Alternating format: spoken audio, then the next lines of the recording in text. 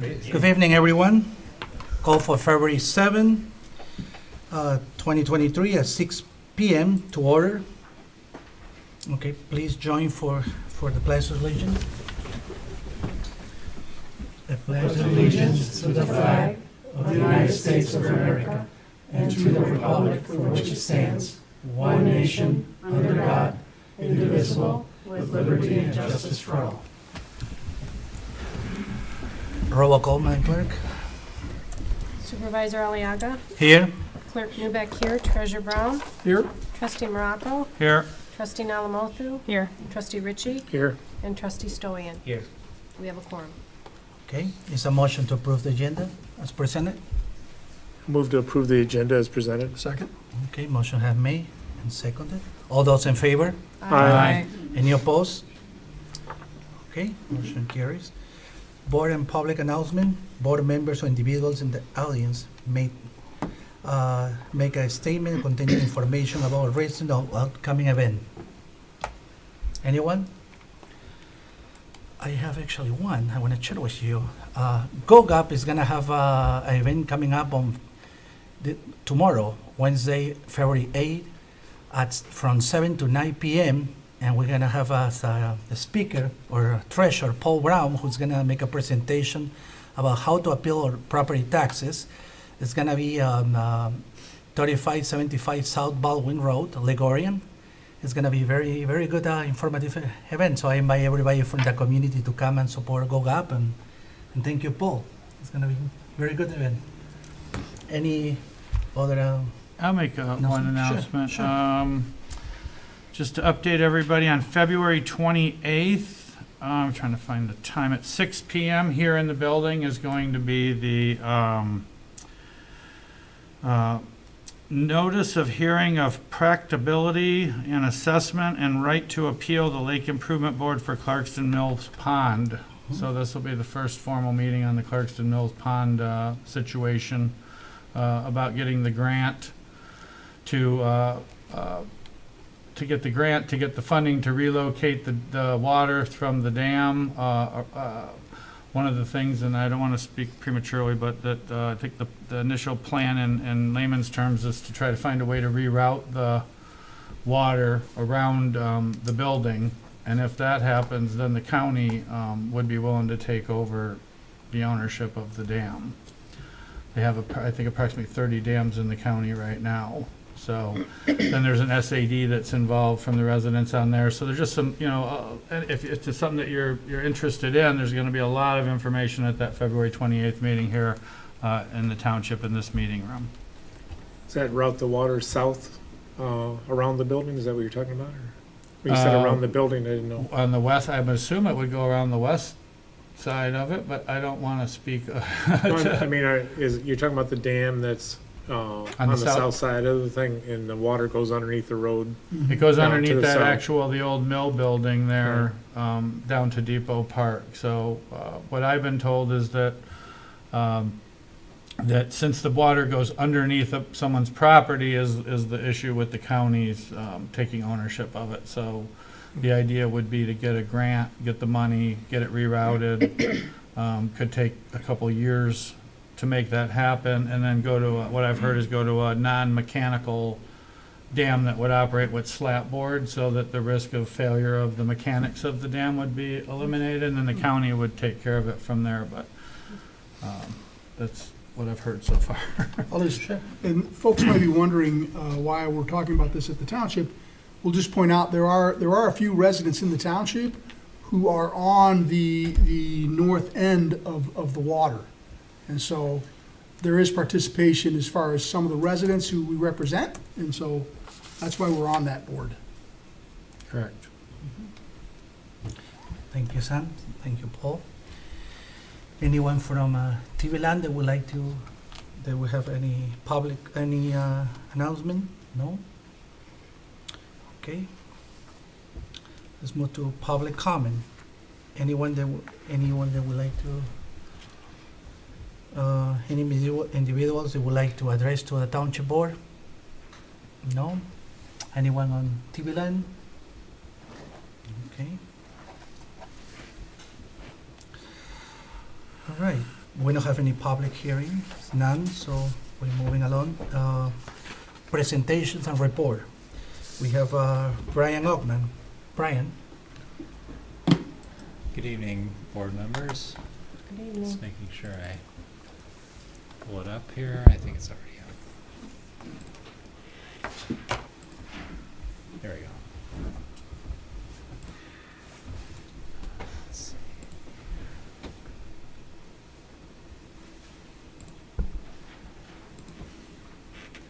Okay, I'm going to talk tonight about GIS. Does anybody know what that stands for? It's Geographic Information Systems.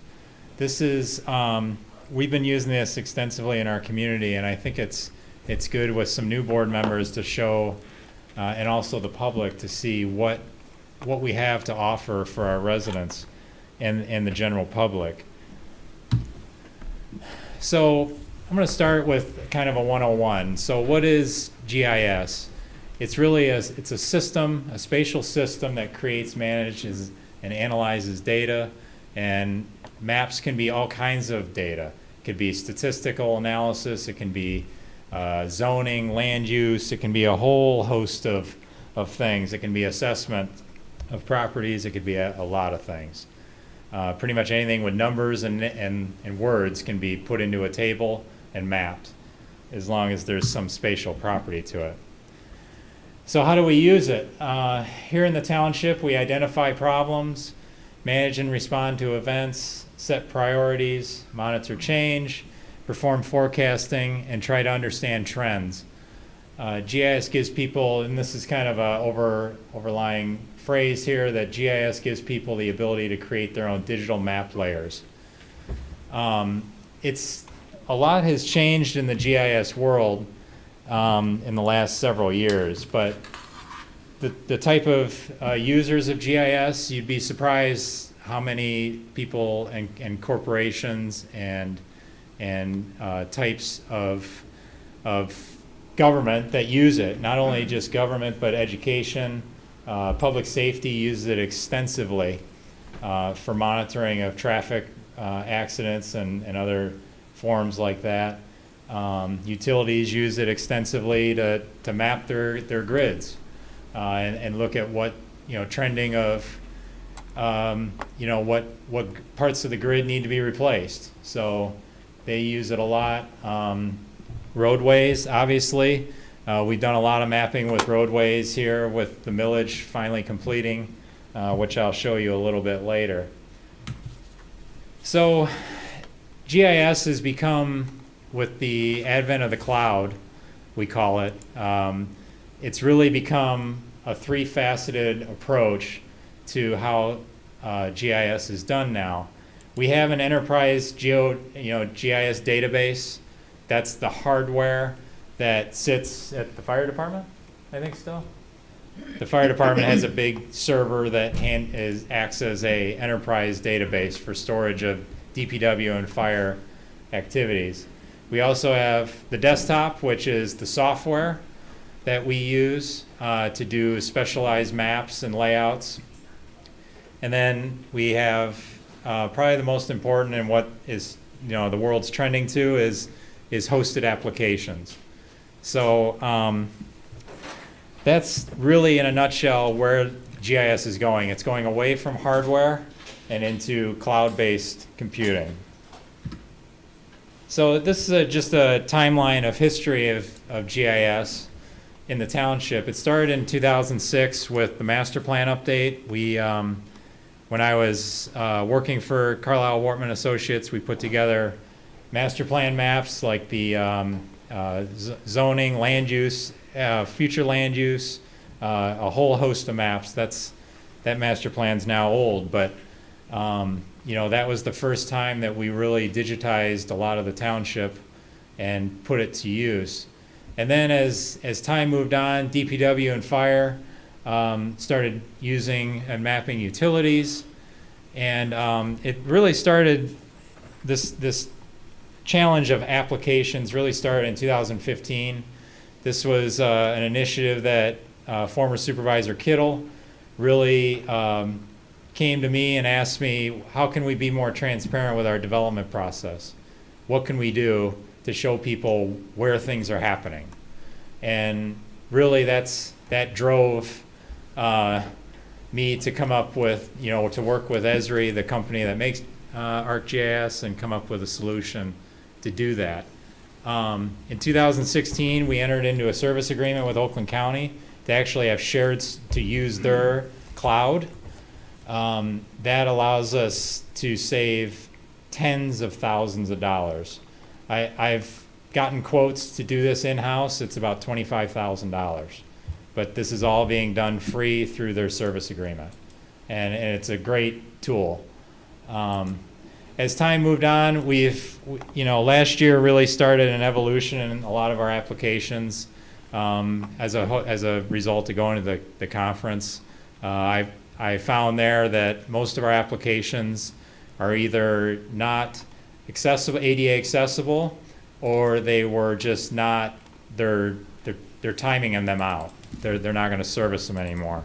So any new updates, it would crash the app.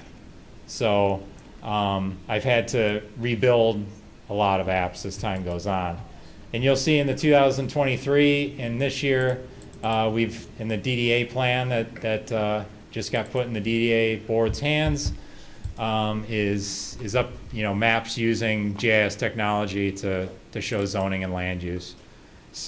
So that's kind of the timeline of where we are and where we're going. So we have a lot of applications. We have about 26, 28 of them. And we kind of break these out into different audiences. Planning obviously has a whole host of them. With the master plan update, which I'm going to show you in a little bit, some of the applications we use. This is all using GIS and cloud storage to build these applications. Elections is probably our second most popular app, if not the most popular application, behind our tax parcel viewer. The 48 hours before the election, it had over 2,000 hits on that application, which I'll show you in a little bit. We've developed tax calculators for assessing, and also a comp finder, which I'll show you, that requires some script writing. But then there's other applications that we have out there on the website that people can use. A school locator, so if you're a new resident, you can find out which elementary school your kid's going to go to, because it breaks it down that far. Demographics, we're pulling out all of that authoritative data from the Census Bureau and ESRI, who maps that. And so it's constantly up to date. And then during COVID-19, we did a meal sites locator. And this was actually a pilot we did with ESRI, their solutions team, because we had to push out applications. So I decided I'll be a pilot. And we built an app that basically says where you can go get your free lunch and free meals at churches and so forth. With all of these applications, I've worked very closely with what they call the ArcGIS solutions team for local and state government.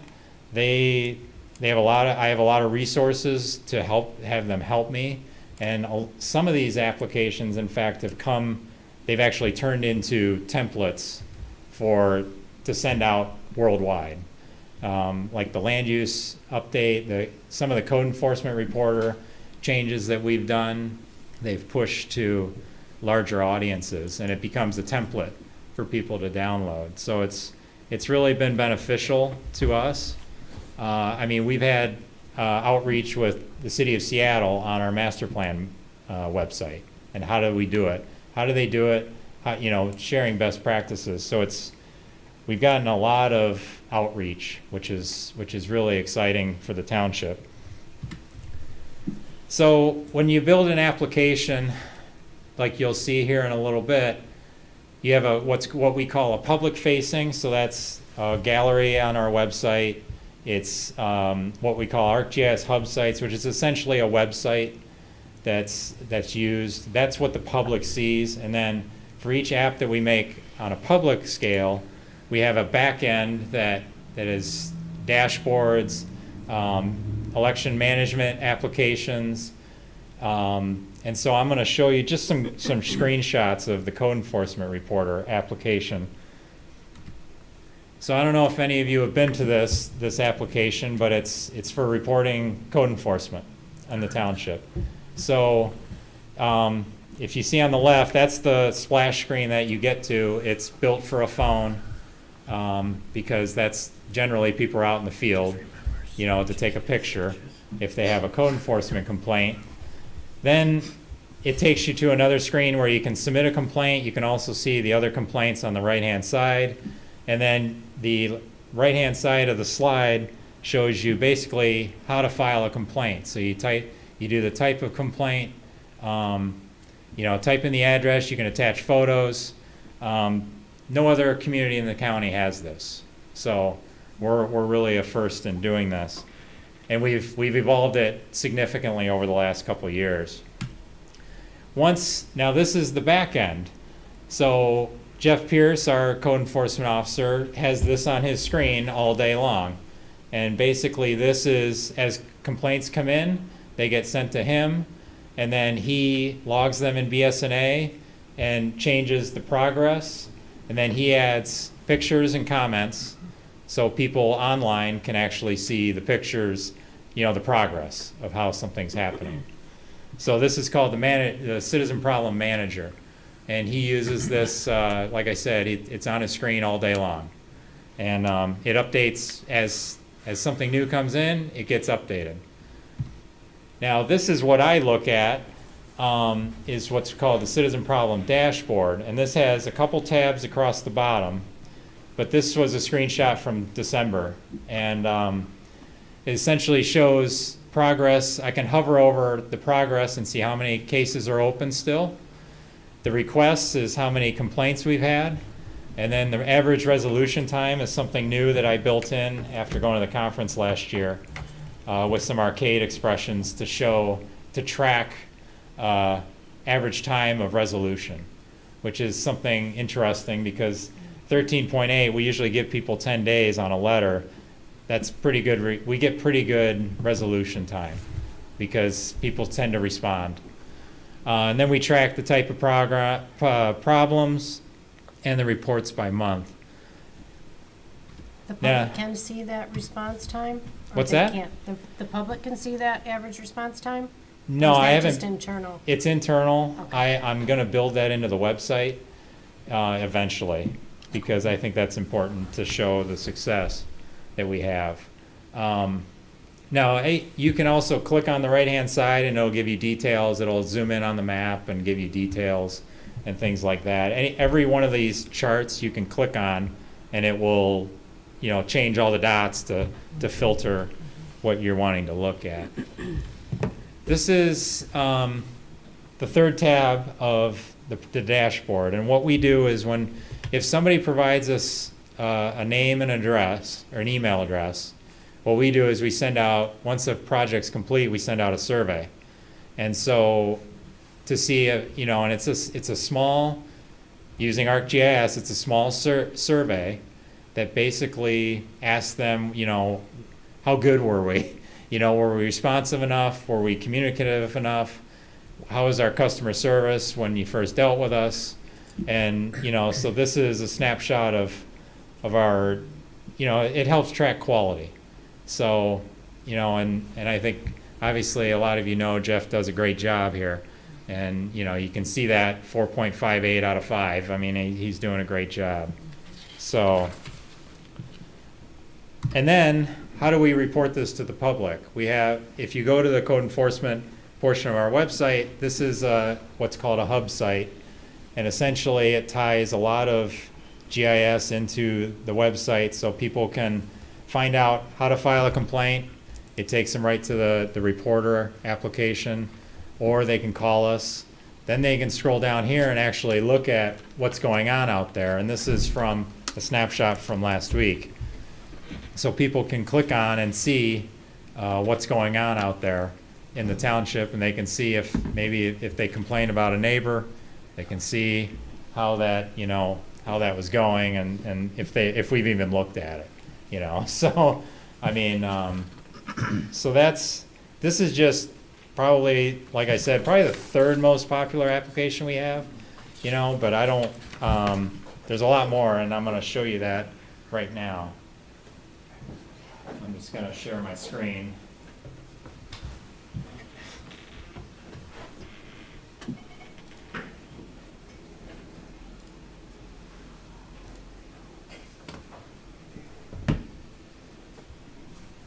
So hopefully you should see that.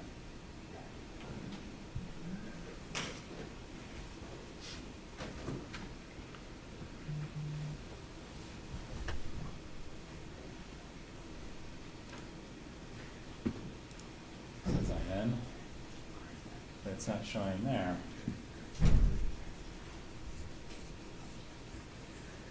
They're working on it, it looks like, Brian. Yeah, okay, here we go.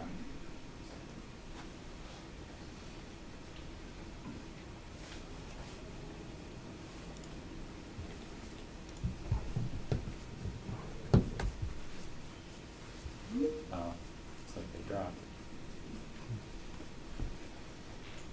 Okay, so, if you don't know how to get to our GIS applications, I'm gonna show you that right now. And basically, on the right-hand side, you'll see a banner called Reference Center and Interactive Maps. You just click on that, and in the middle, you'll see a whole host of applications here. There's a lot of them. So that's the way to get to it. And all you have to do is click on one of them, and it opens up the app in another tab in your browser or on your phone, and away you go. Now, I'm going to show you now the master plan update. This site is becoming a template for Esri to use for future communities.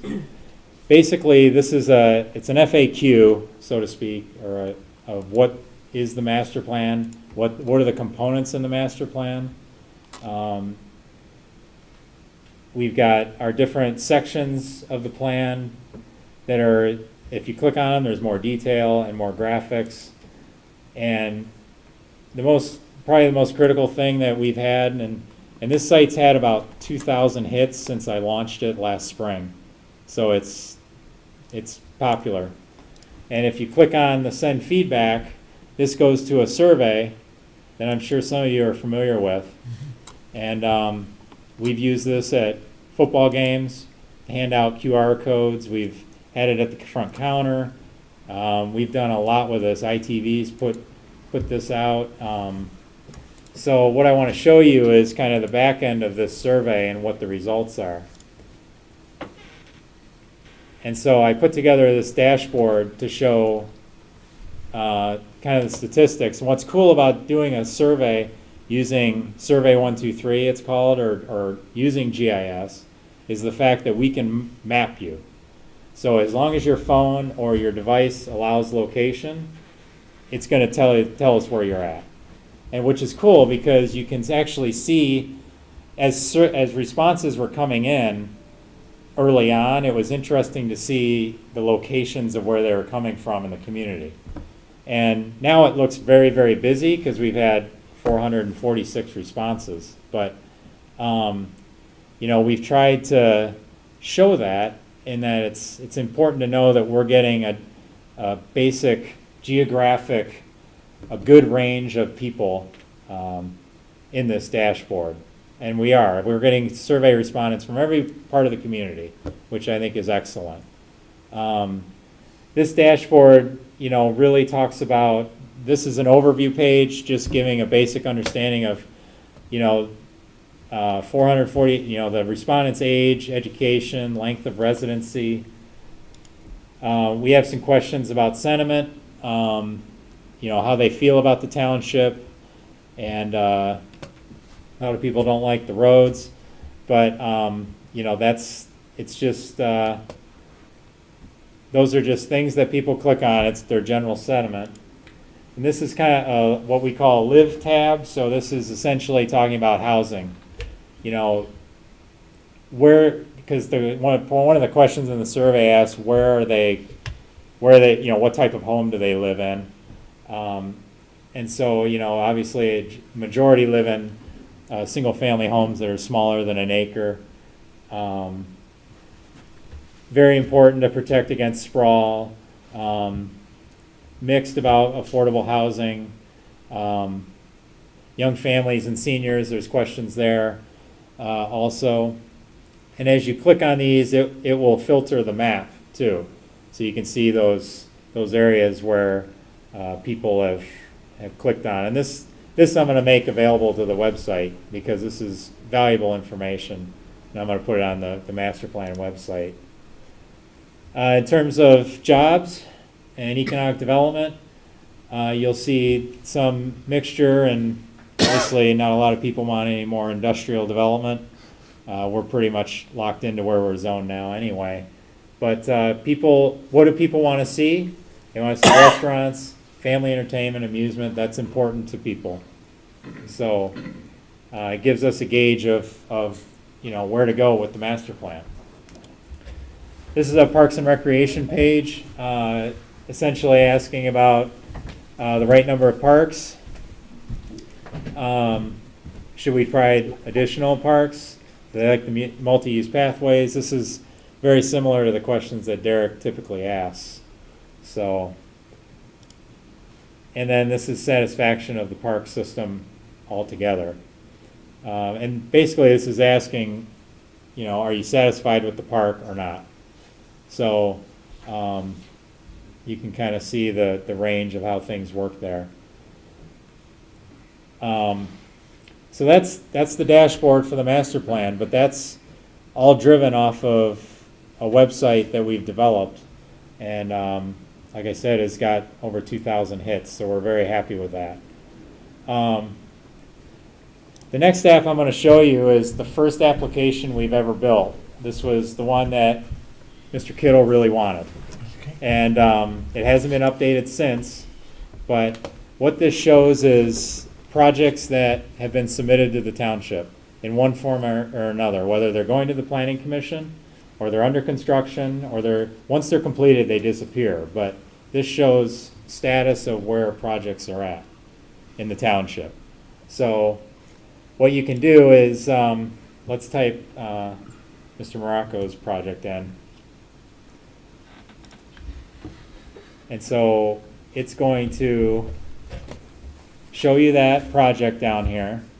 And then because it's still in site plan review and it hasn't been approved yet, you're allowed to share comments.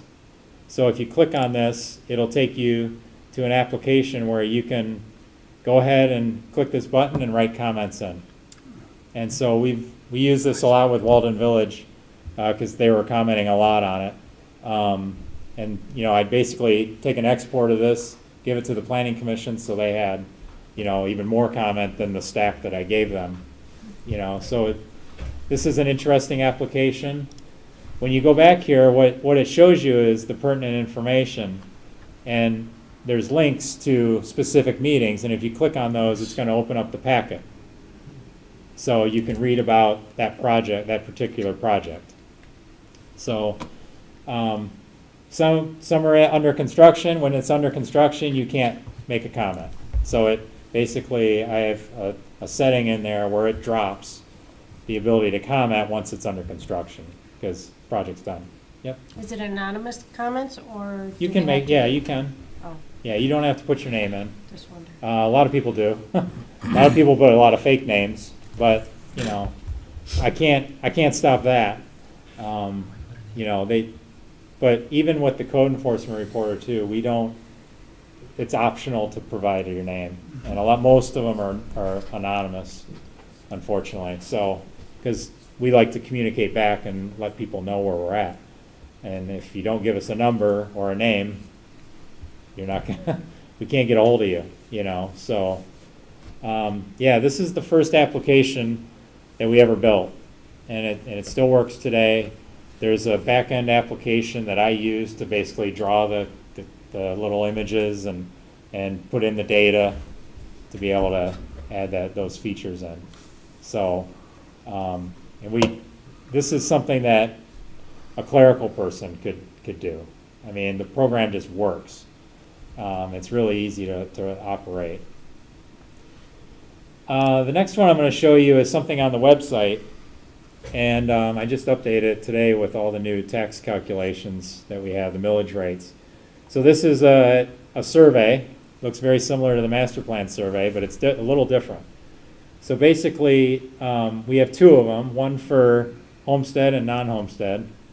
And there's a lot of caveats in here at the top, but if you click, you say you're in the Clarkston School District and you just spent $450,000 on a house, it's going to give you a rough estimate of your total tax bill.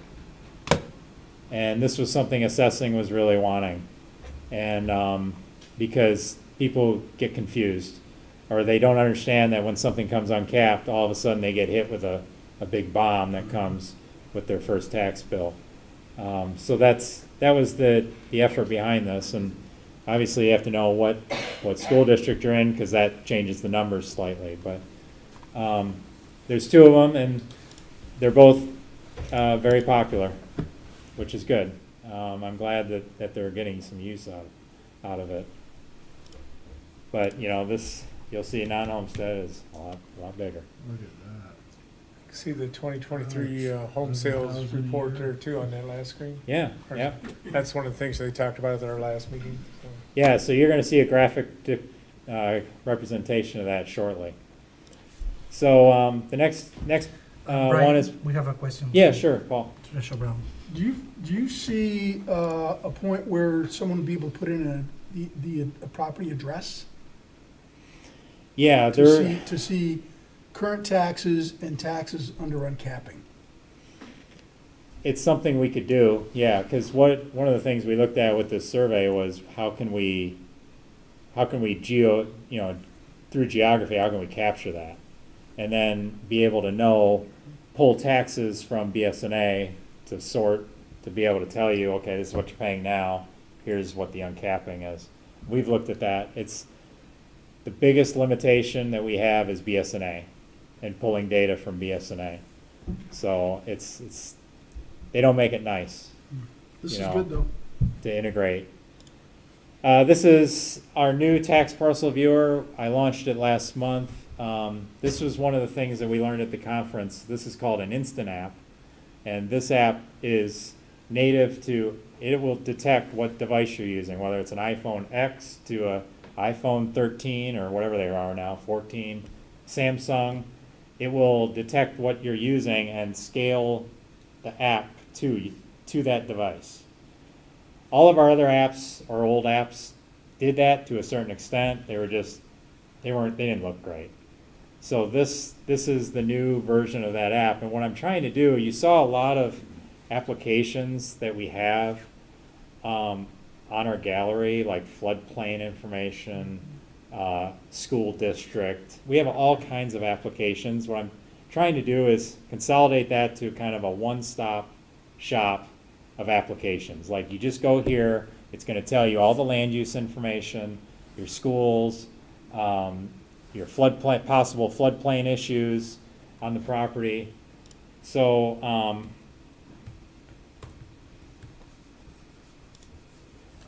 so you type in an address, and what it's going to do is obviously zoom you in. You can take a snapshot with this, so you can do a snapshot and then print it if you want as a PDF. But basically this gives you general property information, parcel area. If assessing has things filled in, the particular items like bedrooms and bathrooms, that would be in there. Some aren't, some are.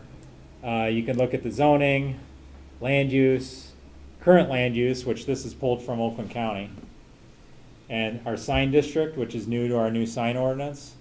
And then you can find out what hunting area you're in, whether it's, and all you have to do is click on all these tabs, and what school district you're in. So this consolidates about 6 different applications into one.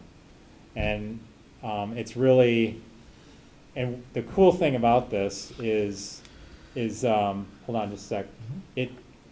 What the layers that you see there is parcel data right from the Oakland County. So it's up to date by the week. We just had a bunch of splits and combos get entered in by assessing. to the county, they're there. I mean, they're already there. Go ahead, Okay. Carrie. Clerk Newick? Something to add to it, I think that might be interesting, because I know the tax viewer realtors use, which I think alleviates a lot of calls into assessing or into Paul's office.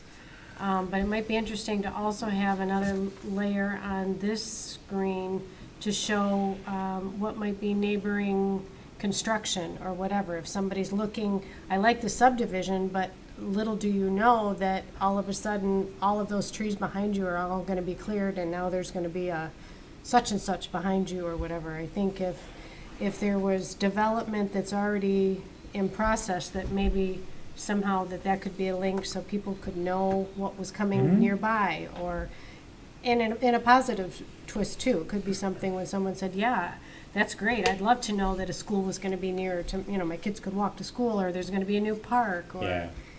it doesn't have to necessarily be negative, but it just seems like that would be something I think that would be interesting as well as an Well, additional layer. I'll segue into the next, I'll change how I was gonna do it because of your question. So, this is construction activity in the township as of Friday. So this is all open permits as of Friday. Part of this gets filtered for the assessing department to show what's open, expired. It converts all the building permits into open, expired, closed, and I forget what else, final maybe. So that way it helps assessing. But, if you type in your address, you can find out, I know this is a lot, but there's 21 open permits in that area. So if you want to snoop on your neighbor and say he just got a load of lumber delivered to his to his driveway, does he have a permit? That's my mom's house. So you can do a lot of that. You can zoom in and click on these, and then you can read what that particular permit is. What's that? I'm still thinking more like larger development. Oh, I know. It's not so much that I'm interested that my neighbor 3 doors down is getting a new furnace. Yeah, I or know. had his air conditioning put in, or, Yep. but, There's also a purpose to this in the back end because we track construction value and permit revenue on a separate dashboard. So that way the building official, like when we just had to do our audit summaries, it was very easy for me to query last year, and I could pull up construction value like that based on our permits. So there's a lot of things we can do with it to make our lives a little bit easier. But so I get it. There's more to it, and I understand what you're trying to do. The next one I'm going to show you is the election polling places. So this application is brand new this year, and I will demonstrate it.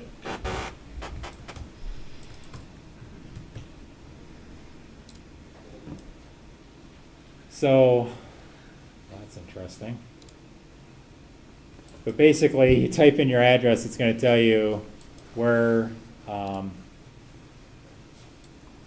player is not working right now for some reason. But essentially, when you click on it, that's a bummer. I'll have to look at that. So I didn't test this one before we started tonight. When you type in an address, it gives you a picture of where the sign, the sandwich board that says vote here. We've got a picture of the polling center. Tells you information about the polling center, the hours of operation, is it handicap accessible, and then it also gives you directions.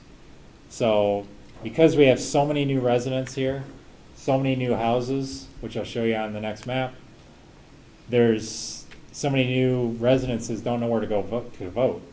And instead of looking at if I live in Deerwood and I have this static map, that doesn't help me really, and I may be new, so tell me how to get to the senior center, and it basically draws directions for you. Go ahead. I just wanted to comment that you also added the link to the sample ballot, which Correct. I think was a wonderful addition. Yeah, so when, depending on what precinct you're in, it'll print, you can download the sample ballot for that precinct. So it knows based on, that's called a URL parameter for techies out there, but that's how we map those things together, and it works. The other thing that this app does on election day is all these symbols change to numbers, and it's like an eyeglass symbol. And so what Jeff and I do as we're out and about in the community on election day is we track through our phones wait times at the polling centers. So people can go on this on election day and know it's a 40-minute wait at Mount Zion, because that was crazy this year, or it's a 20-minute wait here, or it's no wait. If I'm looking to say, should I go at lunch or not, we have that data available. So we track all of that through an app on our phone. So it's become a really valuable application, and we're going to continue to do it. This is an application called Residential Comp Finder. So this is an export of 30 months worth of sales in the community. And so this all comes from BSNA.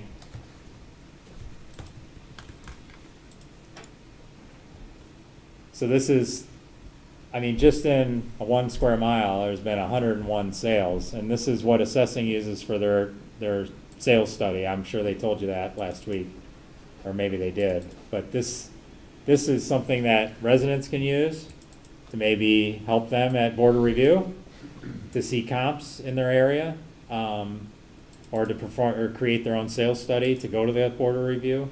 So this was a neat application that we spun together because it's something that assessing really wanted to see, and it helps them with their sales studies.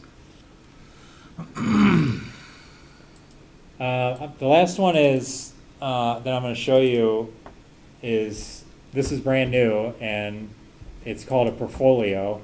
We used to have a separate gallery of all the election results, and you'd have to click through them all to look at them all separately. What this one is it combines everything together. And so you basically have to go over here and you can pick any election you want to look at, and then you can sort by the office.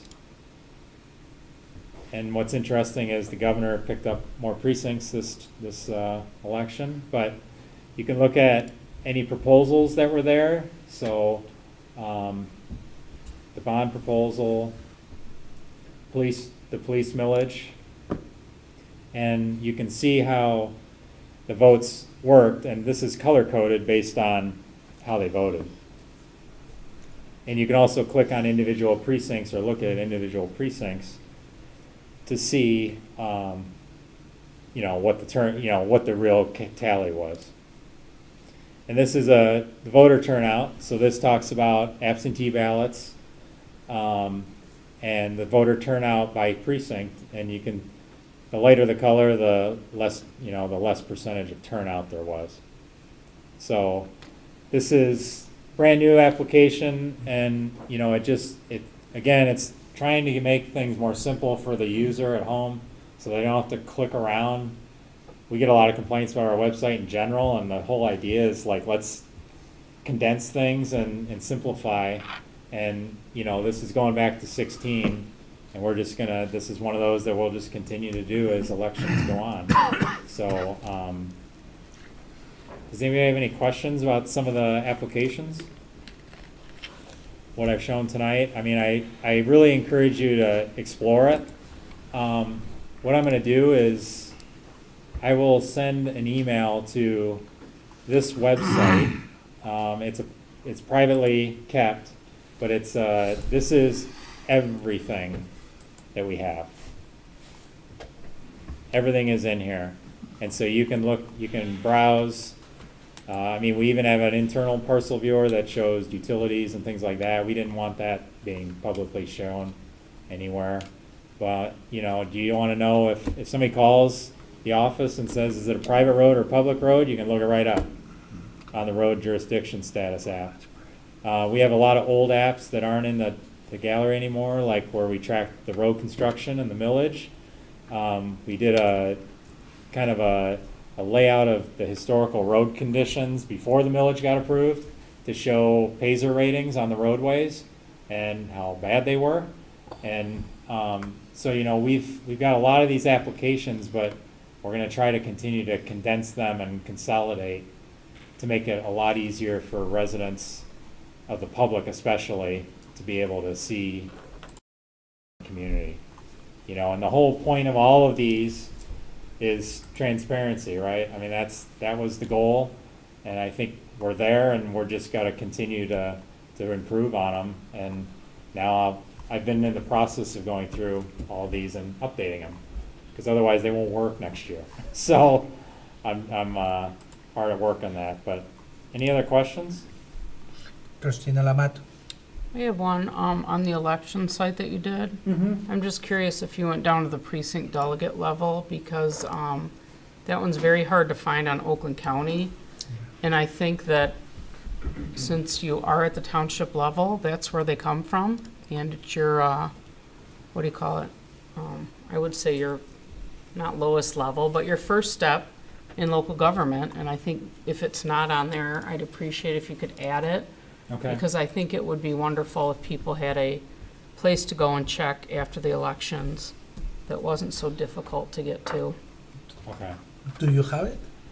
I'll have to look at the county data because I take it right from the county Okay.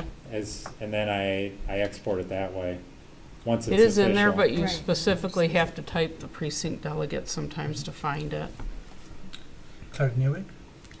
Brian mentioned, I just wanted to comment that it's not something that's like active on election day. Once the election is certified, then he uploads.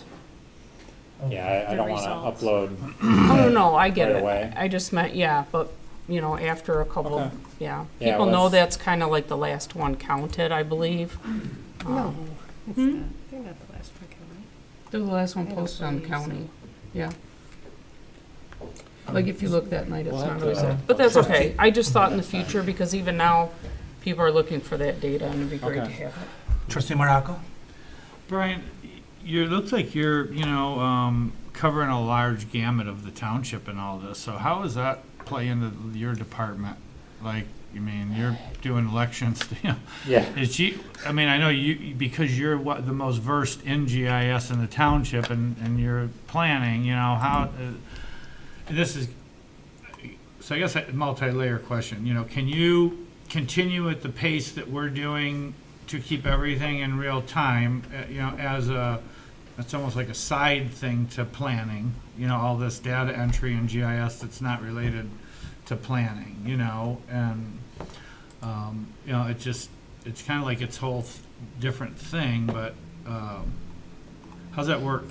Well, I certainly have the time to do it. There's no question about it. And part of it is this was established years ago by the ITOC, I think, and the former clerk, that basically said, DPW, they do their thing, fire does their thing, you handle town hall. And so that's kind of where it started. And yeah, I am the most versed in this. There's no question about it. It's also something I like to do. I help out other departments all the time, whether it's website, DDA, now CIA. So my role here is similar to what it was when I was a consultant. I do a whole lot of different things. I used to do a lot of special projects for Mr. Kittle on roads because I had some expertise in that. So there's things that I do in the township that are outside of the planning realm, but my first job is always handling planning and zoning. That is number one priority. And these are Friday afternoon type projects, and really to keep, once they're done, they're up to date and they're running, so there's really not much I have to do once they work.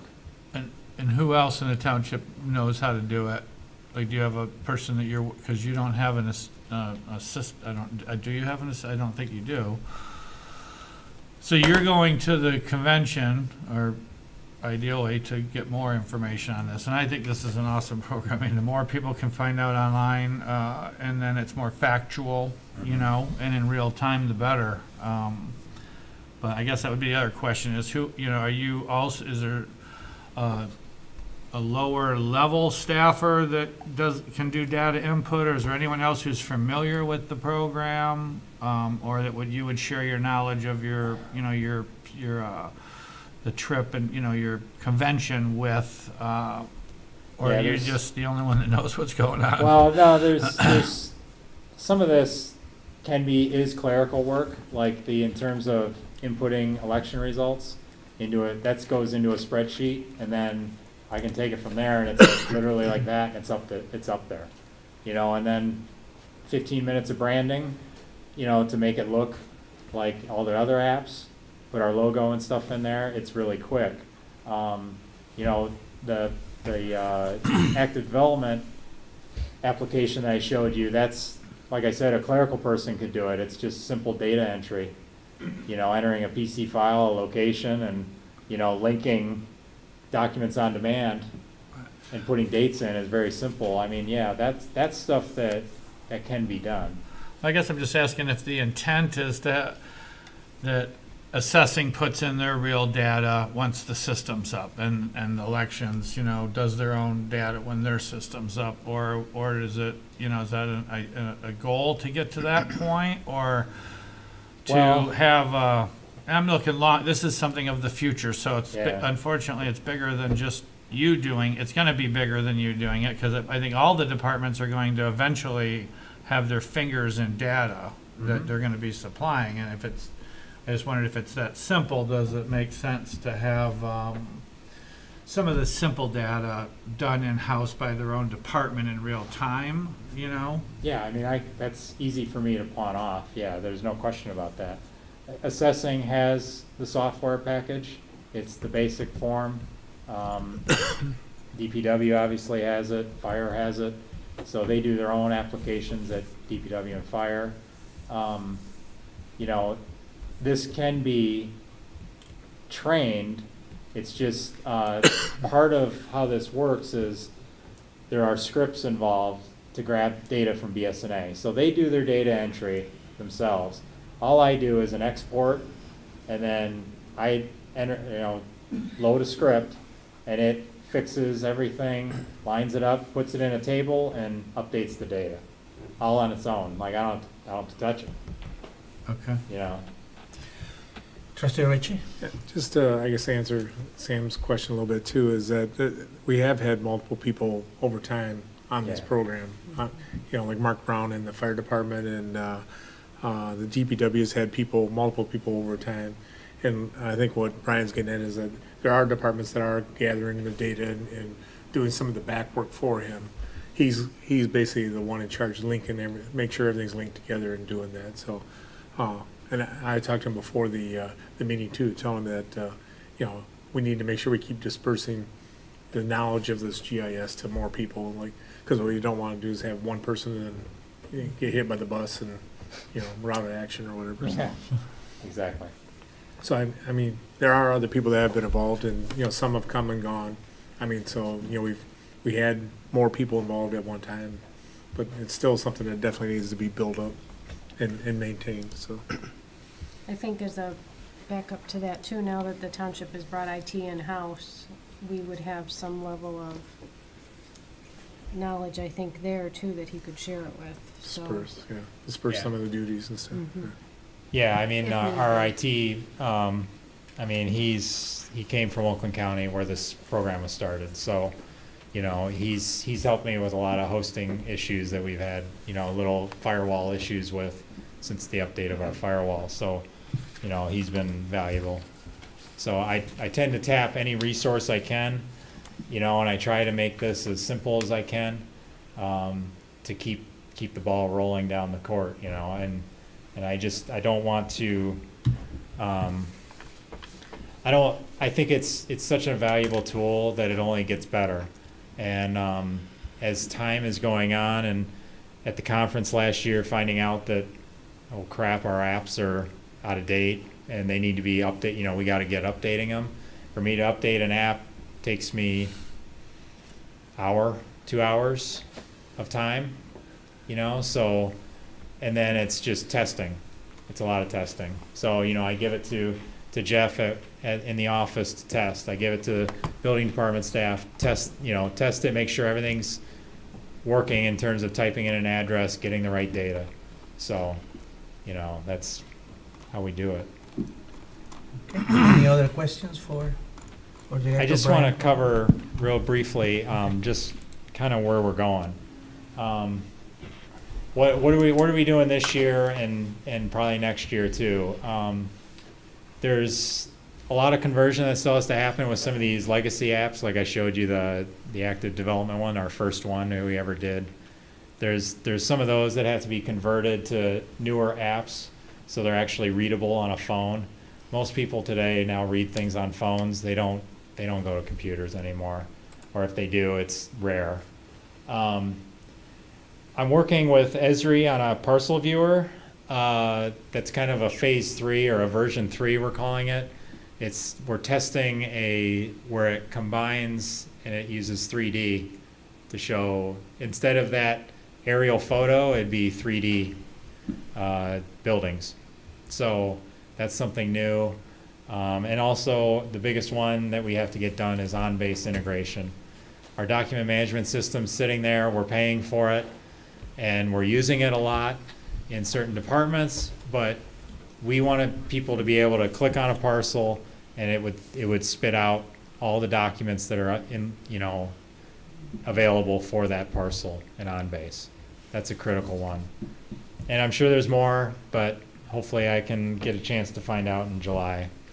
But basically on a quarterly basis, I meet with ArcGIS Solutions and we talk about these things. So, and I always appreciate and take the opportunity to be a pilot because they do a lot of the work for me. So I have to give them a lot of credit for helping me. So, any other questions? Any other questions, board members? No? Thank you, Brian. Yeah, It was- thank Good you. job, Brian. Yeah, Thank you. appreciate all your work. Thank you. And I hope you don't get hit by a bus. I hope not either. Thanks. My wife especially wouldn't have me out. Okay, next we have a presentation from our treasurer, Paul A. Brown.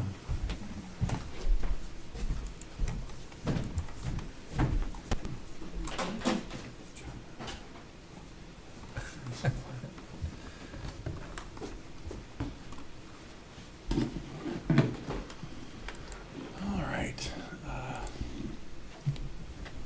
Get rid of that.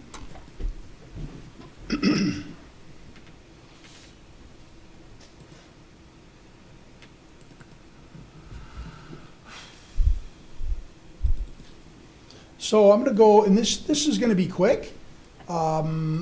It is somewhat new because we made some changes to the investment report at one of our prior meetings, and so this is going to be your first chance to really see that in more detail. I've got the third quarter investment report here, and as you recall, I wanted to pull this up so you could kind of see these pies that we have for maturity distribution, investment type, and credit rating down here, because I want you to be able to compare this against where we're at the end of the fourth quarter. And let me blow this up a little bit more. Would you close And the so- right side? over Do there? what? Oh, Close sorry, that yeah, right thank side you, over there. appreciate it. You'd think, Not but, gonna let you? Drag it maybe? Yes, thank you. So you can see the change, so obviously the maturity distribution, there were only a few slices in that other pie.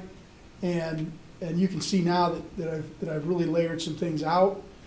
Investment type has dramatically changed. This 8% was the county pooled investments, and that was, in the prior report, 48%. And our maturities had 63% at one day. So just in those two, a significant drop in this. And I'll point out the drop in this is actually more pronounced that you're seeing. The reason the one-day money is still at that level is that we get in significant tax payments right at the end of December. So we'll get in a huge payment from the folks that pay everyone's escrows, and I'm talking $7, $8, $9 million in one payment that comes in. So that makes us a little bit more, I think, for the first quarter, you'll see this drop even more as far as what we're holding on a one-day maturity. Investment types also significantly changed, with the biggest change coming in federal agencies here. And so I just wanted to let you see that so you could compare it to the prior quarter. The good news for us right now is that and you'll recall, we had some significant unrealized losses in our portfolio, and that is actually, let me just go down here. I went ahead and put additional information on here so we can actually see the trend. You can see where it was going, significant losses. Again, this is because of the increase in interest rates. So the items we hold that are at lower interest rates will lose value. But as long as we don't sell them, we never recognize that loss because it always comes back to the face value at the end of its maturity. Now, I really thought it was going to get worse, and we actually improved some from the third and fourth quarter. Our yield, and let me go up and give you my written summary here. The Federal Reserve is continuing its policy of rate increases. It's at a slower rate now. As indicated during the third quarter's presentation, we've taken steps to diversify our holdings and maturities while increasing our yield by greater than 80%. The unrecognized losses as of 12/31/22 is over $1 million. We're not expected to recognize these losses because we hold the investments to maturity. Our short-term strategy will continue to be to diversification and maturity distribution by laddering investments to ensure liquidity over the next 24 months. That's not really changed from prior investment reports. This is what we've done for quite a while. I've showed you these. The benchmark yield, you'll see a significant increase in the benchmark yield. This is really, I get this right from the government. So these are the benchmarks they set for treasuries. Ours has jumped to 2.8%. And we were at 1.5. So a big jump. And you'll see the reason for the jump when I get to the actual holdings.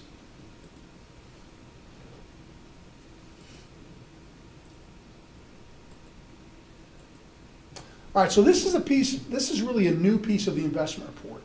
And this is really the transparency where the board voted to have me include all of our holdings, and with that, where they're held, the type. This is where it says under Public Act 20 where it falls under that act that allows me to buy it. The description of it, we're including the purchase date, the maturity date, the cost basis, its market value, its estimated yield, and unrealized gains and losses associated with that.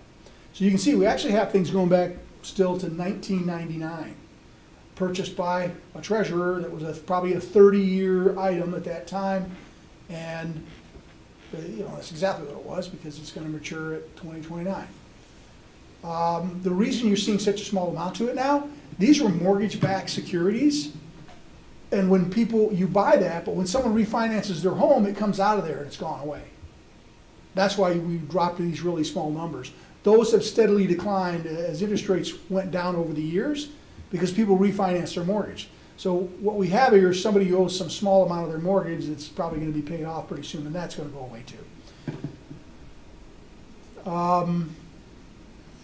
As you look through here, you're going to see the losses, what makes up the $1 million plus in unrecognized losses.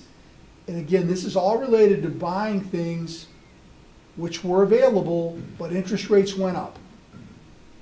It's not unexpected, and that's what happened. So one of the things the board allowed me to do was to, and we agreed we would reduce our holdings with pooled investments. So right now, you'll see in my pooled county fund, I'm down to just under $5 million, and that was at $24 million. So I've taken that money, which was earning on average 1%, and you'll see the purchases I made here in November, starting right after the meeting where it was approved for me to do it. I got some commercial paper. These are all, and again, these are short-term, so these are all put out here in the order of maturity, okay? So, you can see here the rates. I'm 5%, 4.84, everything's in the fours. And what I've done is laddered this out, so the maturity dates are coming up every month. I try to get something in every month, so I have something coming up, ready to spend, and then I can reinvest with what matures if we don't need the cash. So you can see on these investments we've made, I've got gains essentially on these right now for the most part. Not really what I'm concerned about. For me, it's the interest rates. I'm gonna continue to do this. Our projection for our budget, I talked with Rick this week about it. We were projecting $400,000 of interest income this year. That interest is shared by every department depending on how much money their department has sitting in the general fund, and the finance department keeps track of that. Or whether it's the water and sewer department who has money, they get a large chunk of that interest income because they've got a big chunk of money. My projections now have that over $1 million for this year, just in 3 months, because we're able to get this 4.5% to 5%. So that's going to be a big boost for us this in 2023, probably an extra $500,000 to $600,000 that's currently not in the budget. That's it. These will usually be short and simple. Again, I think it's important that the board understands exactly what I bought, when I bought it, what the interest rates were, and where we're at from a gain or loss. Because just like the ones above here, at some point, stuff I bought will probably show some losses before it gets matured. It's really not within our control, because it depends on what they're doing with interest rates. But you want to be transparent about it. And that's what we have now based on the policy we put together. Any questions? Are you the only one involved currently in the investment selection? Right now I am, although I'm involving my employees, both my deputy and my clerk. I only have two. I talk with them about what I've purchased. They certainly participate, my deputy does, in preparing the documents that show where the money's going and what it's for. I certainly discuss with them, look what I was able to get here, here's why we're buying this. And I always think it's important for the employees to understand what we're doing with that. And as you and I talked, I think earlier, we're gonna have the investment advisory committee reconvening in the very near future, just to continue what we're doing here, so more folks understand what we're doing with the money. I was just gonna ask that. Yep, that'd be a good thing. Yes, sir. Yeah, I guess, was the third column over, we got like the 1A and 1C and different things. That's like the type of investment it is. Goes, So, yeah, so if, I don't know if you have that policy where it shows what those I'll are. do is, and I'll forward it to each of you, but Public Act 20 is only about 3 pages long. And within that act, it has listed in the act, 1A says I can buy government-backed securities. 1C down there in the middle is commercial paper. So commercial paper is, it's paper that's put out, in this particular case, JP Morgan issued commercial paper. And it's allowed under that, it's short term, it's never more than 270 days, has a pretty good interest rate on it, over 5% for essentially 9 months, 8 months. So that column is my way to show you, I bought this and here's in Public Act 20 what lets me buy it. And I'll bring that list to the next. All right. I just want everybody to understand that you showed that at one of the previous meetings and everything too. I think it's good. I think, to see stuff 4 or 5%, it's kind of weird compared to the last 10 years it's been. If we got 1 or 2%, it was, woohoo. Yeah, well, hopefully this will help us with some of the inflation pains we're gonna be feeling, Right. to have a little bit something on the other side of it to help us, help the residents. Anything else? Any other questions from board members? Any question for the public? Anyone from TV Land?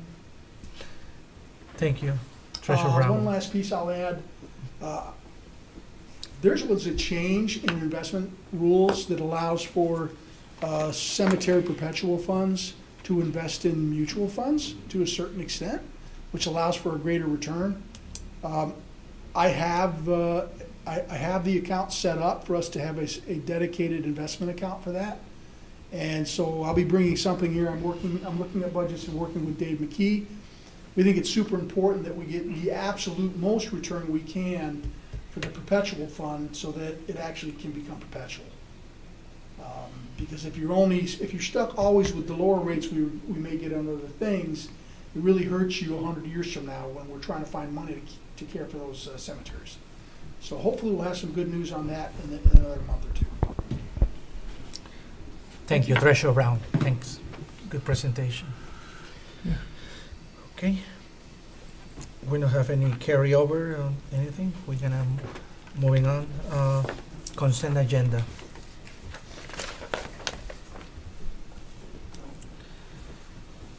We have to request to approve the Board of Trustees regular meeting minutes of January 24, 2023, and the special meeting minutes of February 1st, 2023.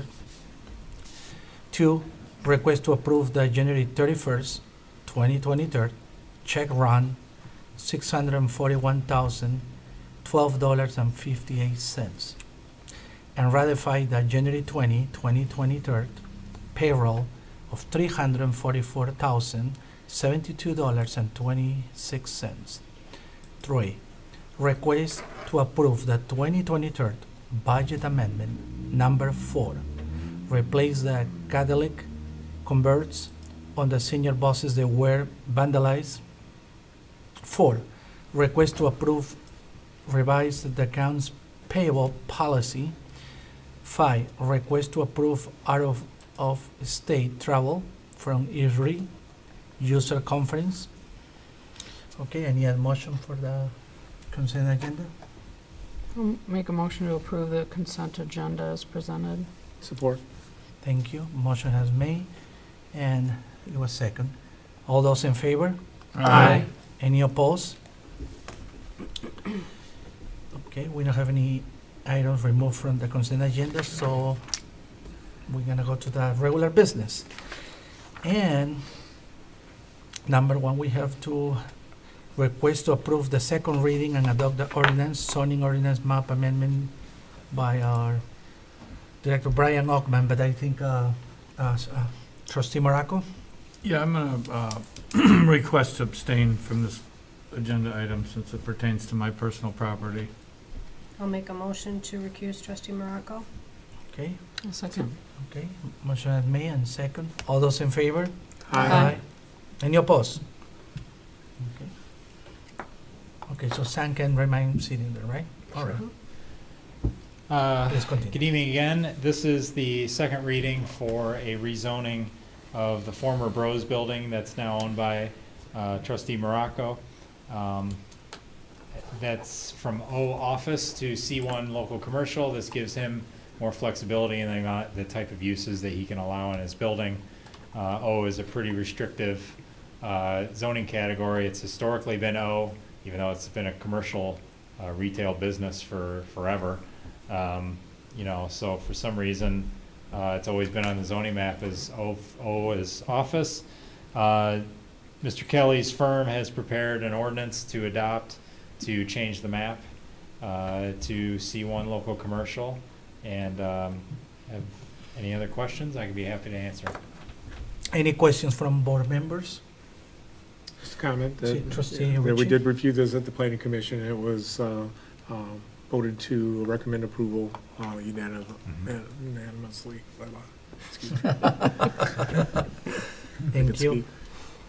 Treasurer Brown? So I'll just, one other comment, just to reiterate, because, I know anytime something involves a board member, it can be under a little bit more scrutiny.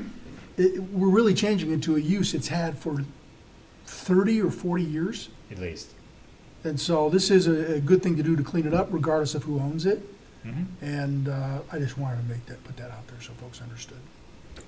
Thank you. Any other board members that would like to make any comment or any members of the public?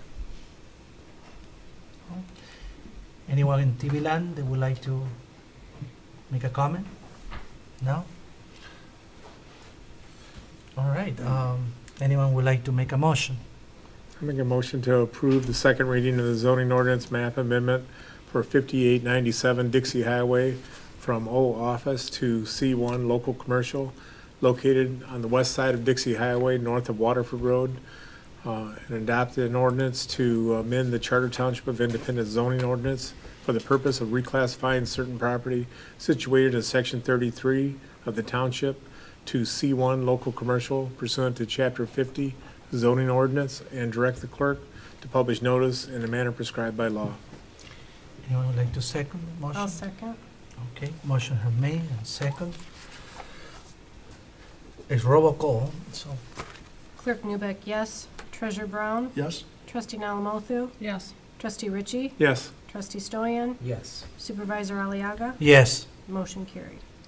Okay, thank you. Thank you, Brian. All right, good, thank you.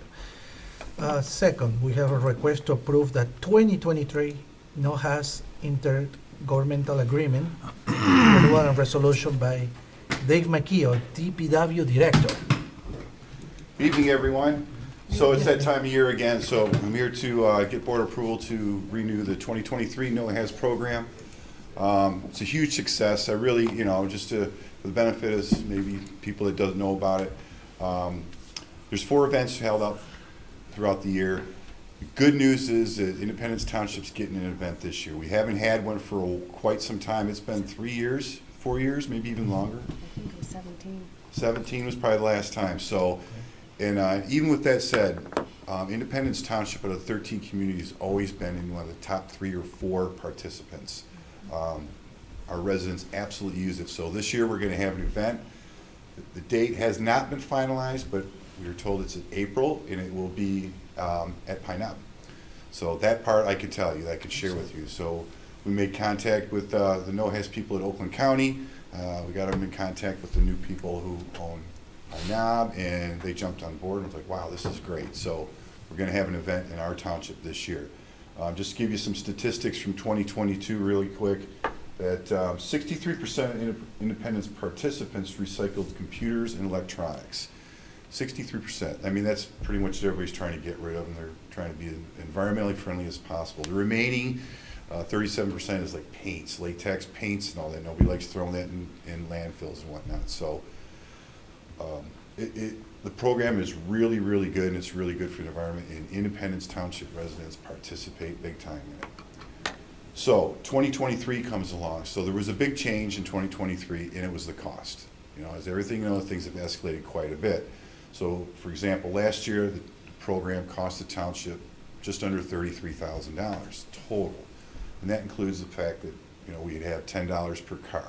So if you're a resident, you go to one of these events wherever it's at in Oakland County, show them your ID, your Independence Township, you pay $10. They'll take whatever you got. They don't take commercial people, it's just residential. But if you got a pickup truck full of stuff, you cleaned out your garage, they'll take it all. You don't even get out of your truck. $10. You can't beat that. So that's awesome.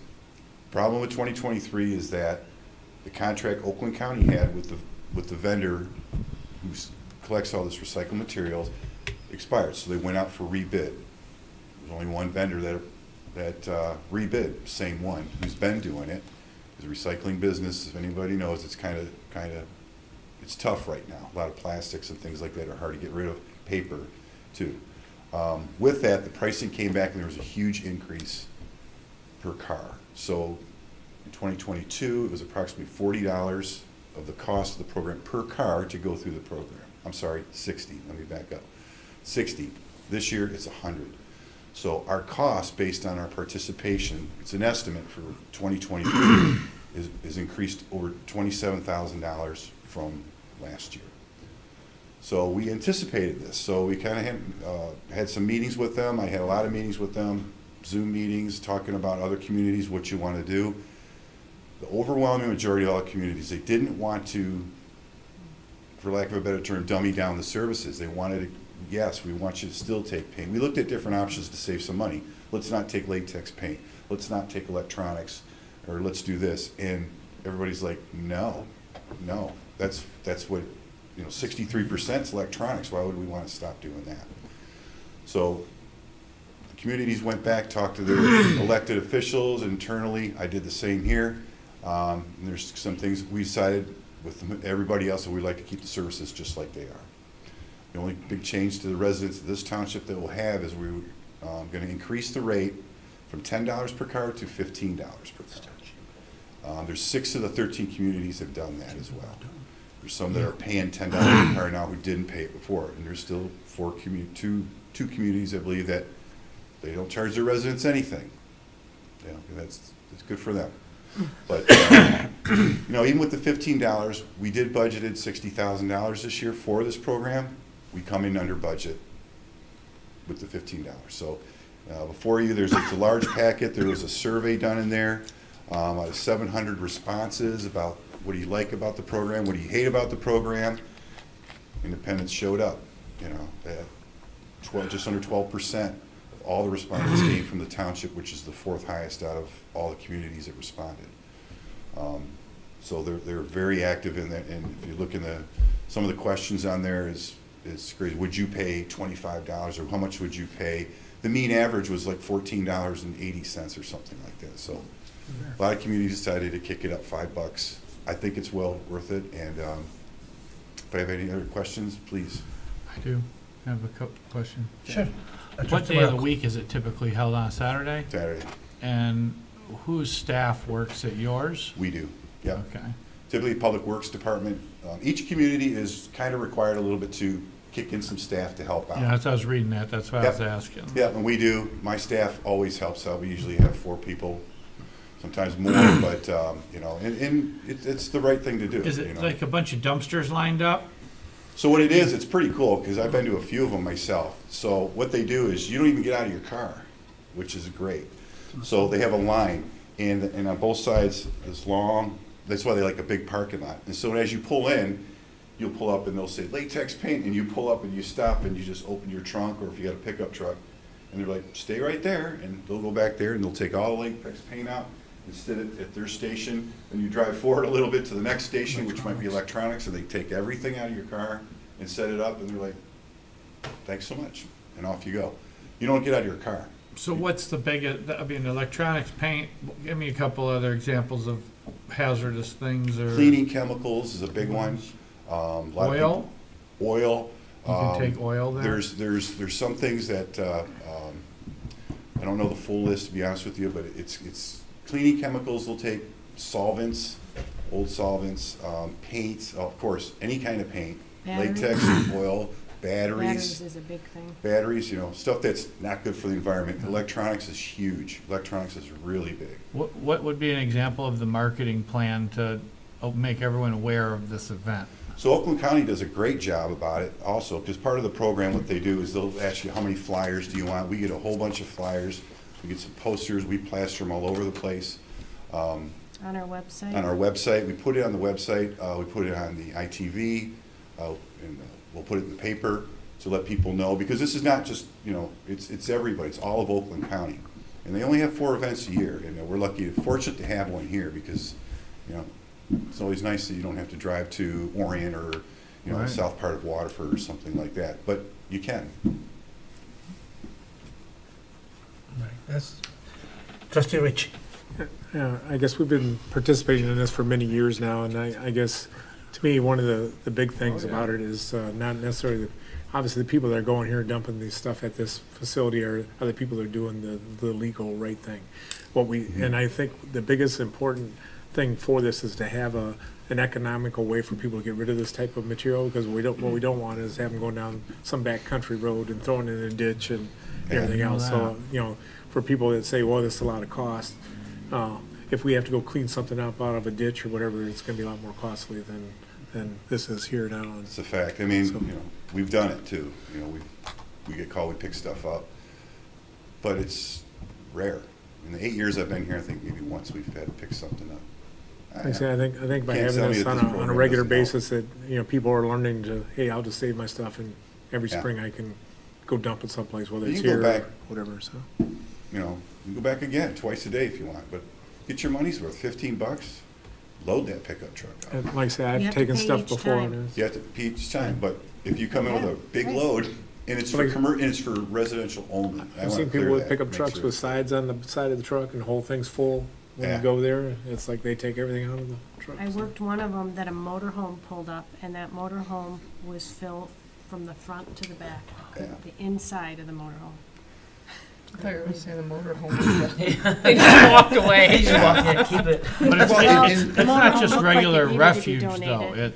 It's not just garbage. You have, No, it's specific, it's and they Old put, right. broken computer, TVs, that's the majority of things, you know. It's, what do you throw it and it ends up in the landfill, or they recycle it. And that's the goal of this. They do this or they dispose of it properly so you don't have to. Like antifreeze and all those Yep. weird things you might have in your Antifreeze. garage instead of just like say dumping them in Get the rid of ground that or stuff. whatever. It's pretty, Gives it's you a pretty, good way to get rid of it. it's pretty cool. It really is. It's such an operation and they do a fine job. Okay. Any question for the public? I'll just make a Terry, Oh, comment really trustee quick. de la Matos. The county does do a good job, so when you're asking about what goes in it, once they set the dates, they will have a big list on the website, so you'll be able to check. And they'll say, please do not bring X, Y, Z. So they're really good about letting you know what can and can't be there. Yeah, there's good coverage with the publicity for it. Oakland County does a great job. Each community that's involved, they do a great job. So, you get pretty good coverage on it. Sounds like it. Some people wish there was more. We had more events, but who knows, maybe in the future. But you need a big area to do it, a big spot to do it. Do you have a spot at your building that for the intro, used to be over there Yeah, where it you was could a take nightmare. stuff to the DPW, so that's not there anymore? There, years ago, they used DPW as a drop-off point, and I was not here at the time, but from when I was told, it was cars everywhere, like a concert let out over there, and it was not good. That's the thing. Lorraine had one at their that center they have on Joslin, and there was cars packed. Lined on the road. I mean, there's hundreds of cars that come, and you need a big spot. DTE parking lot, sorry, Pine Knobs parking lot. Yeah, perfect. Yeah, and I think they even approached the high school at one time to see if they were going to do it in the high school, but it really wasn't big enough, believe it or not. Right. But also with this, there is a resolution that goes along with the approval of the program and expenditure of the money for that, and that's also in your board packet for approval tonight. Okay, any other questions? No? Any members of the public? Nope, okay. Anyone from Tiverland? Okay. This is a simple majority, so, I'll make a motion. okay. Move to approve the resolution to approve the no-haz agreement and appoint the DPW director as the representative to the no-haz board and authorize the township supervisor to execute the North Oakland County Household Hazardous Waste Interlocal Agreement between Oakland County and Independence Township. Second. Second. Okay. All those in favor? That is Aye. roll Oh, call. oh, roll call, Yeah. oh. It shows Here, simple for the, ma- for the resolution, it should be. Oh, so, okay. Treasurer Brown, Yes. trustee Morocco, Yes. trustee Nalamothu, Yes. trustee Ritchie, Yes. trustee Stoyan, Yes. supervisor Aliaga, Yes, and clerk Newbeck, yes. Motion carried. okay, Beautiful, thank you. thank you. Whitney Callio from the county is going to be very happy. She texted me on the way over here tonight, so appreciate it. Okay, moving on. Request to approve health agent. Actually, for this one, is Derek coming or? No, you will present. Okay, Jennifer. Sure. Come. So this is for Parks and Rec.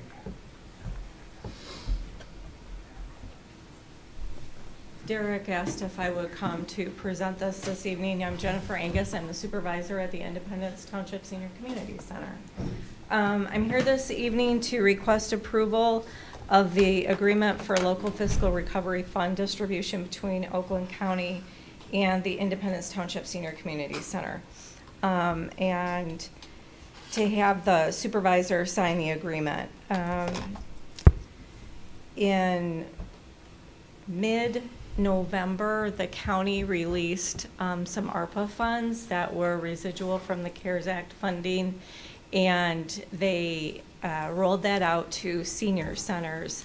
It's a matching grant fund up to $250,000, and so I approached Derek with some requests and proposed a plan to write funding and a grant award of the amount that we came out with was matching grant funds of $231,458.38.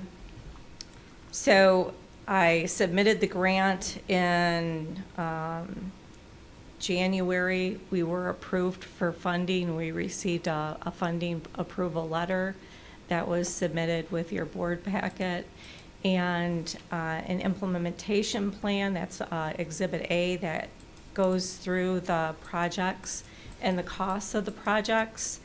And the nice thing about the grant was, well, they're not the nice thing, but the county did let us go retroactive, being at CARES Act funding, so we were able to capture some funds in 2021 that we spent on capital improvement projects over at the senior center, which was nice. So we will get about $10,000 back right off the top, with those invoices that can be submitted right away. The county, I've written CARES Act funding grant for the through the county in 2020. And we implemented that in 2021. It was a pretty easy and seamless process to work. There's a reporting and procedure that the county uses. It's going to be the same format for that. And so I did administer all that funding for the township through the senior center for that grant as well. So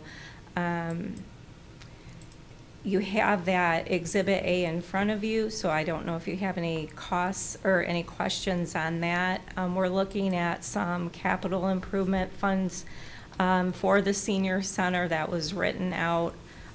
Just over about $30,000 will go through to the senior center for various upgrades on some foundation issues that we have. We constantly seem to be leaking over there, so we're going to do some mitigation measures to kind of take that out of the way. We're going to do some internal upgrades in the center, some new carpeting, painting. We're also going to do some improvements to our front doors and then update some locking mechanisms on both the front doors on both sides of the center, as well as the carriage house. And then our big push that we were able to incorporate into this was $200,000 in matching funds that can go towards the HVAC system at Brady Lodge. So we can use that as a programmable space year-round. Our senior center is our numbers are getting bigger, which is great, and we love that. But and with that, our events are very popular, but our space isn't getting any bigger. So if we could expand over into Brady Lodge to offer some of our bigger events over there, I think that would be a really nice thing to offer to our residents and make really good use of that space as a year-round space. So.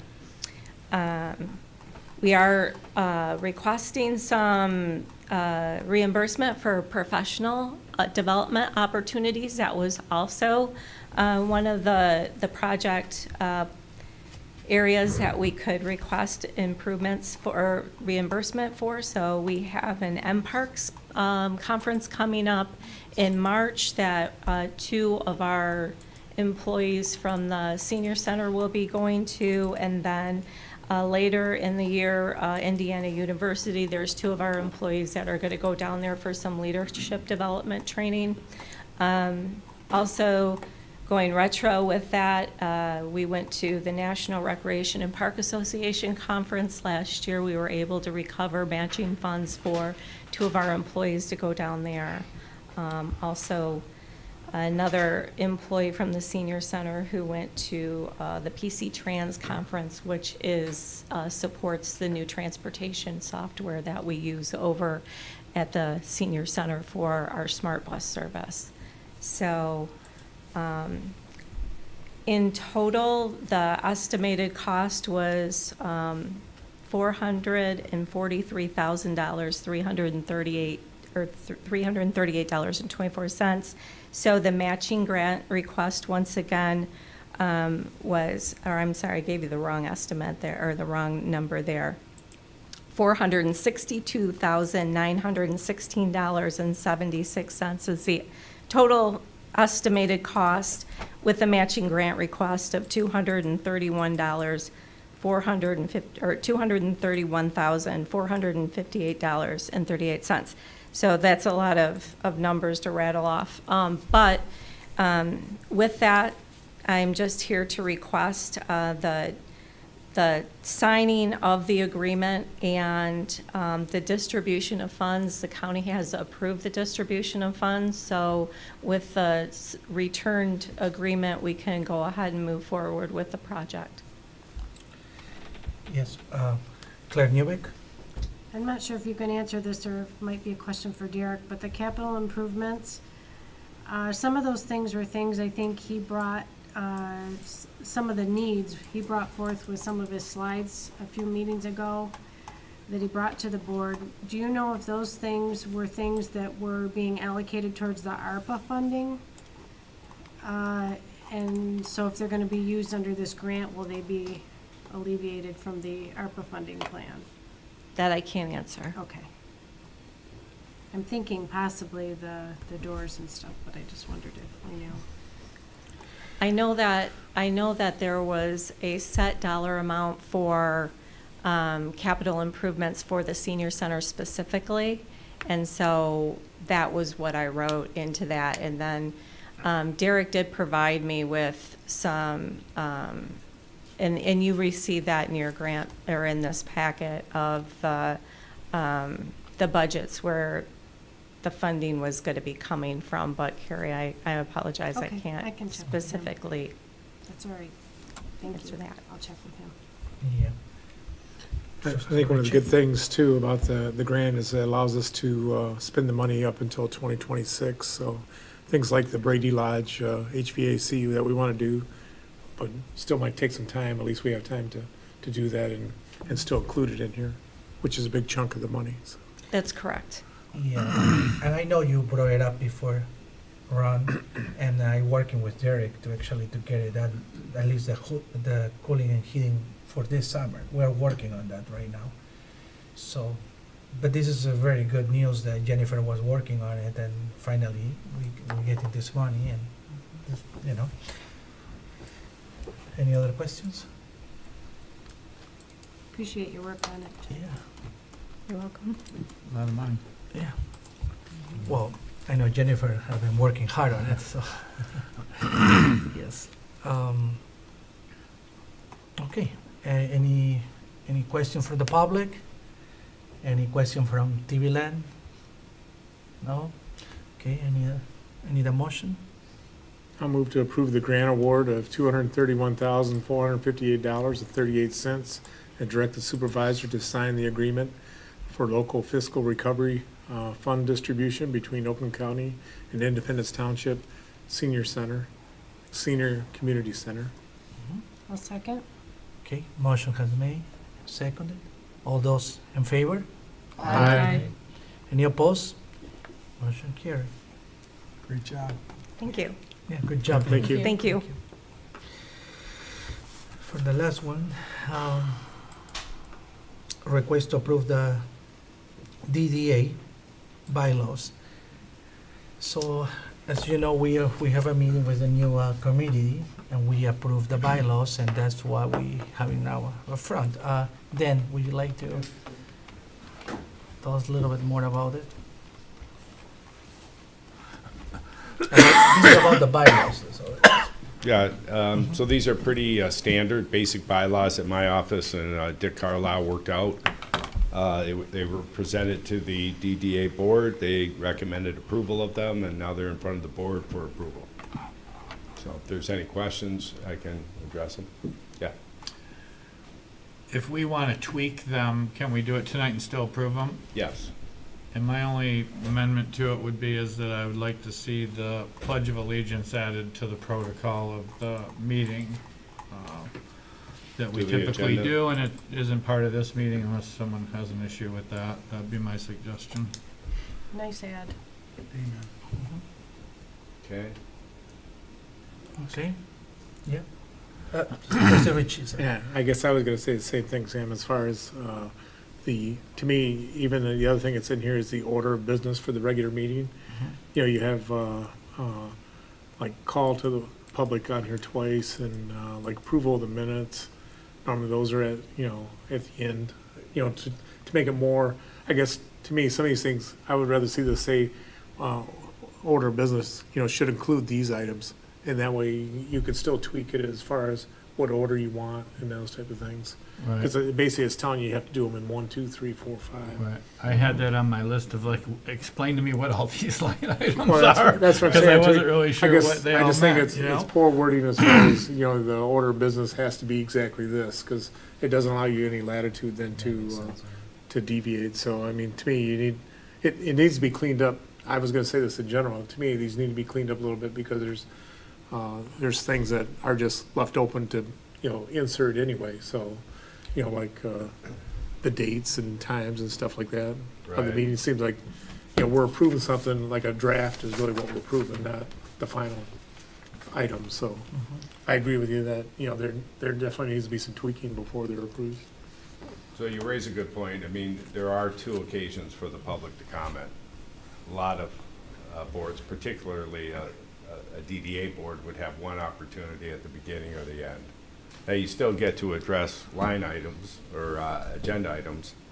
So do you want to get rid of one of the items? I'm not saying that, we should or shouldn't. I'm bringing up that I think it's just weird that you say you do exactly this because it doesn't allow you to deviate that agenda at all. And Right. what happens if you want to add something or whatever? Clerk Newick? Just as we have done, though, I think, Ron, you can always make a motion to move an item or whatever at that meeting, so Right. I think it's a very generic order, and you can always make a motion to move or remove an item or move Right. it I mean, within. if they're similar to our agenda, if there's no presentations, you state it, you move on. It is pretty lengthy at 11, though, to be honest with you. Is there a reason why it doesn't follow our typical agenda? We have a consent agenda. I wouldn't think that the DDA would have a consent agenda. Otherwise, it's pretty much, I mean, these are generic. Some of these came from what I believe are the old DDA board agenda, so some of the language, call to order, call to the public, we call it public comment now, so it's just, Right. it's, I just wonder, like, when you have financial matters, is that that's just something that sometimes it would come into play and sometimes it wouldn't? It's almost like a report thing, or? yeah, it would definitely, and that would definitely be left on there. One of the main things that the DDA does. Now, the DDA won't meet as you do every 2 weeks. It may only meet, every 4 months. So updating the entire board on where you are financially is important. So that's, it would be a report from probably, in this case, the treasurer. Could be a report with regard to taxes collected, expenditures, and so forth. So for tonight's meeting, should we try to put them in some sort of order? Does it not really matter? As long as they're all on there, can the clerk or whoever's putting the meeting agenda together, put them in the order that we're more accustomed to? What do you recommend? Okay, well, these are bylaws. If you think that it's a little onerous on the DDA, you can, in your motion, suggest that the agenda could be amended by the DDA at any time. And as long as they use or amend it themselves, it wouldn't have to come back here for approval. So I was trying to say that, just say that the agenda must include these items or something. That way you guys can, you Put 'em can in format it how you want, but you still, as long as it includes all these items. Right. Okay. Right, that's a good idea. Sorry. Why don't you just put Oh, in the Claire. suggested order of business? Claire Mhm. Newbeck? I'm just wondering if this is similar to what we already do for CIA. If we're already doing that, why don't we just mirror whatever the CIA is doing and, I mean, some of, they did come out of the CIA as well. yeah, that's what I figured. I guess I'm just trying to leave it, so when you're on that board, you can make some changes fairly easy. Well, and the chairman of this board is, gonna probably be a resident or a business owner, so we'll try to keep it as easy for him as possible. I would like to add the pledge, and then, the other stuff, if it's just like a fill-in line item, and we either do it because there's something that's pertinent or not, doesn't matter really, I guess. I think that you should have public comment sooner in the meeting, especially if we have the latitude to do what we normally do, which is then go out on every topic and say, all right, has anybody got it? We don't really need to be an agenda item for us to seek public opinion.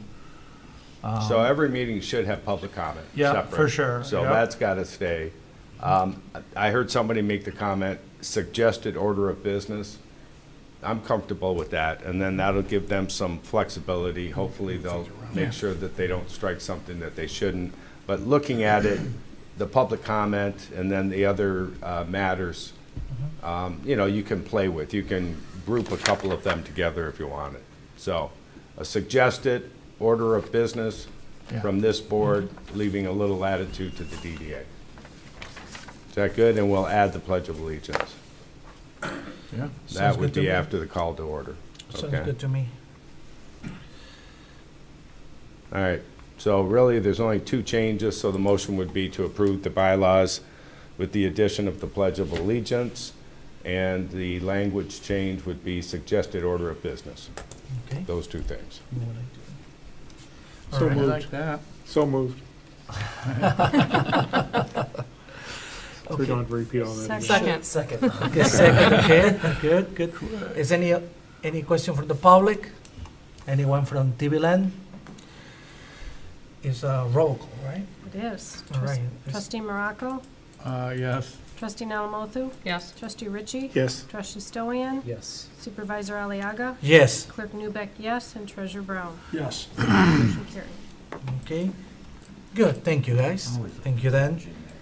We now have a closed session today for communication and future agenda items. We have report from the fire department, monthly report November 2022. Two, we have report from the building department, monthly activity report January 2023. Board members' comments. Any comment? Trustee Ritchie? I just want to make a comment about the fire department report too, that I think it's a fantastic report, and they really upgraded it, since the new chief has come in, and I think there's a lot of good information on there, so I guess like multiple times give them kudos for the good report, and I hope everybody gets a chance to look at it, because there's a lot of good information in there. I have one other thing too. Sure. No criticism, I guess, just in our day and age where everybody's being sensitive and everything. I think when we address people that are online, we need to find the proper terminology, because I think when you say TV land, I don't want anybody to take that as derogatory or anything, so I mean, I don't know, we want to say Sure. people online or whatever when we're asking questions. And that, so. No problem, no problem. It's how, And former whatever supervisors everybody used thinks to- Sure. the proper terminology is, if sure. that's No. okay, then I'm fine with that. I just want to make sure No, we're My not apologies for hurting that. anybody. So. I, for many years is how former supervisors has been addressing to the public, but sure, people online will be appropriate, sure, no Well, problem. and it could be whatever we want. I just want to bring it No, up it's that fine. I don't want anybody to feel offended on. Oh, no, never I Right. try to offend anybody, but it's a Yeah, I good don't, point. yeah, I'm not That- saying that just anybody to- is. So. Just to be clear with the board, the only reason I used the terminology it was because former supervisors have been using it in the past since we adopt this for several years, actually. It was. Yeah, it's so like it's like, saying, you know, I'm it's not the saying way- it does offend anybody. I just Yeah. got thinking that somebody might not take that the right way. So. Sure, absolutely. We actually have communication with the county about the transit millage. We're still waiting. They didn't give us any final numbers or nothing, what we're getting out of this. Obviously, I didn't support this, but it was brought to our attention that it's some money, if we have a CA, which we do, and DDA, is some money from the transit millage that may come from both. It's a possibility, so we are working on it, just so you know. So it's money then also the DDA be able to capture from the transit millage, which was interesting, I didn't know that. But we're still working on it, so hopefully in the, probably in a few more months, we will know exactly how much money the township is getting and some other benefits as well, just so you know. All right, any other comments? Since you brought that up, just real quick, so as far as I was understanding as the DDA, we were gonna be able to capture some of the mass transit tax that is part of the incremental tax increase on the Dixie Highway properties. I noticed in the newspaper this week, when they were explaining the DDA to the residents, that he took the MTA and referenced the Michigan Township Association, Yeah, that we were getting our percentage of tax incremental increase from the MTA hyphenated Michigan Township Association. I want to just add some clarity that that should be the mass transit. The MTA should be the mass transit authority that we're going to capture taxes from, not the Michigan Township Association. So anyone that read that, just for clarity. Sure. Thank you, Sam. Okay. Thanks for that clarification. Any other comments? No? All right. Any motion to adjourn? Move to adjourn. I got it this time. Support. Okay. All those in favor? Aye. Any opposed? You adjourn. Thank you.